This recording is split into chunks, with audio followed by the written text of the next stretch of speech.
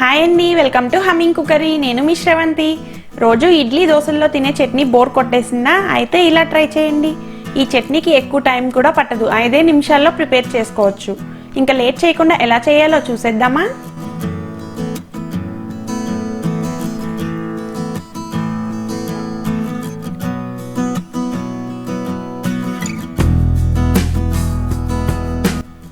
ఈ మ్యాంగో చట్నీకి కావాల్సిన ఇంగ్రీడియంట్స్ చూద్దాం.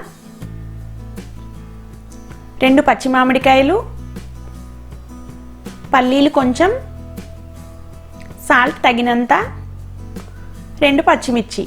ఇప్పుడు ప్రాసెస్ చూద్దాం. ముందుగా ప్యాన్లో పల్లీల్ని డ్రై రోస్ట్ చేయండి.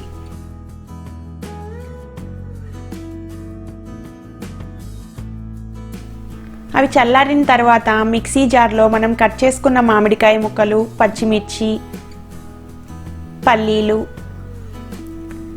సాల్ట్ యాడ్ చేసి గ్రైండ్ చేయండి.